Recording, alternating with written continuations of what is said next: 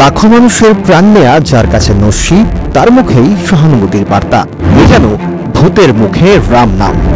এবারে মোদির রাম নাম নিয়েই যেন নেটিজেনদের রোশানলে পড়লেন ইসরায়েলি প্রধানমন্ত্রী বেনিয়ামিন নেতানিয়াহু।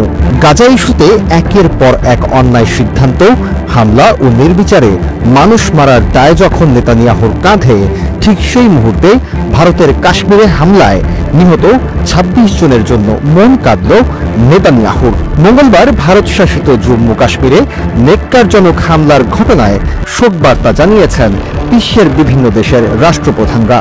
তবে শোকবার্তা জানিয়েও যে হাসির খোরাক কিংবা বিরক্তির কারণ হওয়া যায় তা বোধহয় এই প্রথম দেখালেন নেতানিয়াহু।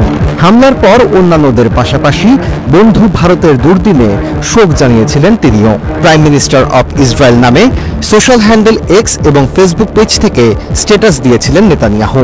সেখানে তিনি লিখেছেন, আমার বন্ধু নরেন্দ্র মোদী, জম্মু ও কাশ্মীরে পহেলগামে বর্বরোচিত সন্ত্রাসবাদী হামলায় আমি গভীরভাবে শোক প্রকাশ করছি।